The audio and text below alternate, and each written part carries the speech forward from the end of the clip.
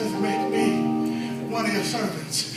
Oh, we can get a church full of people that would just cry and say, God, make me one of your servants. God heard about your request for a promotion on your job.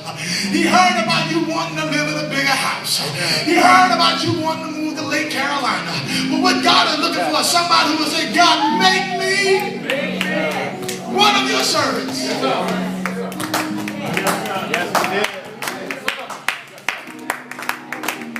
Now, when I'm getting ready to say this, you're going to miss it. If you miss it, you're going to miss the whole message. Because the message is called prodigal behavior. The Father then speaks not to the Son, but to the servants, and he says, bring me a robe. Yes, sir. Yes, sir.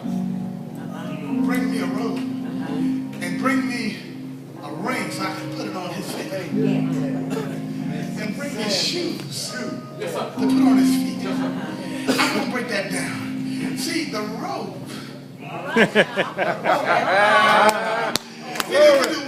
The beauty of being a preacher is when we put on that robe.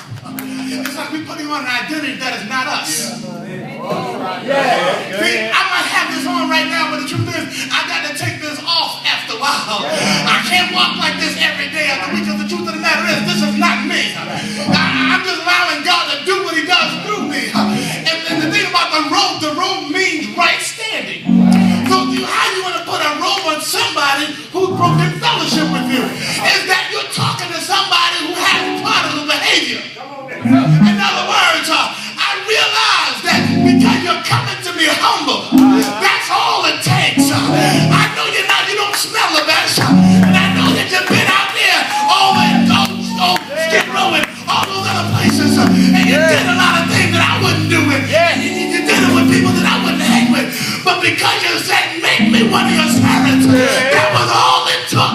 Because I'm going to put this robe on you. And when I put the robe on you, I'm telling everybody that you got right standing with me.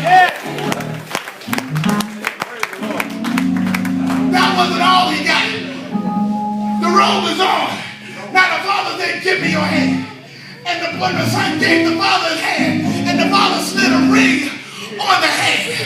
Every now and then, I get the privilege of joining a man to the woman that he wants to marry. And one of the parts of that ceremony is the ring exchange. And with the ring, the man says to the woman, I promise to take care of you. I promise to love you. And I promise to be with you faithfully. But what the Father was saying to his Son is that because you came to me with humility and you restored your right standing with me, I pledge to you that I'm going to take good care of you. I'm going to be your God, and you're going to be my son. Praise the Lord. It's not about how well you deserve it, because the truth is you don't deserve it. But this isn't about what you deserve. This is about me being prodigal. This is about me loving you in spite of your mess. Praise the Lord. The third thing he got, put some shoes on his feet. Now I imagine the boy was so broken, he had to leave all his city shoes. He had to pawn them. And he's coming home barefoot. He got calluses and blisters on his feet. I imagine that before they put the sandals on, they washed his feet. All you got to do is turn to John 13 and you'll see what feet washing is. You'll see when the master gets down, he girds himself with a towel. See, he demonstrates service. Yes, he did. I don't know why I'm going to say this, and I'm going to leave it alone, but all the preachers, don't get too high where you can't serve.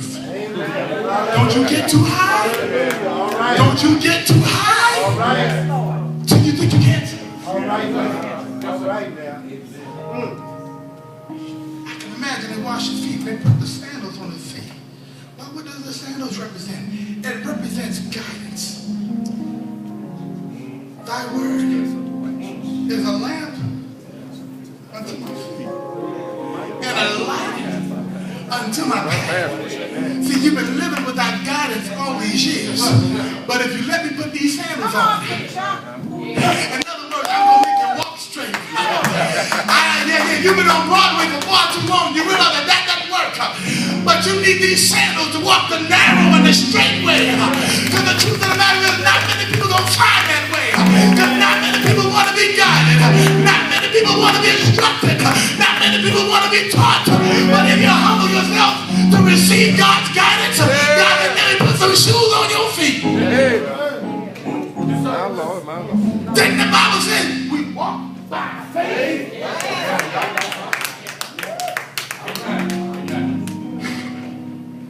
The Father then says, I want you to kill the fatted calf so that we can celebrate the fact that my son has come home. Yeah, but he emancipated himself. That doesn't matter. But yeah, he prostituted himself, but that doesn't matter. But what matters is when since he came to himself and he humbled himself, all that matters is that he's coming to somebody who has prodigal behavior. Because as wealthy as I am, the thing I really wanted most was a relationship with you. God says, I got enough stuff in heaven that if it was about the stuff in heaven, I would have paid attention up there. I would have never sent Jesus into the earth to get you. But for God so loved the world that he gave his only begotten Son, that whosoever believes in him, whosoever believes in him, whosoever believes in him, shall not perish, shall not die, shall not starve to death, but will have everlasting life. I'm here to tell you that I made a decision a long time ago that I was going to be that one. Now I'm going to be that one. I'm going to place my faith in Jesus Christ because he died for me. If God loved me and would pay such a high price to get me, then surely I can live the rest of my days in his kingdom. I got to do this real quick. You know how everybody else is trying to tell us that you're not worth anything? Anybody been made to feel like you're not worth a penny, waiting for change?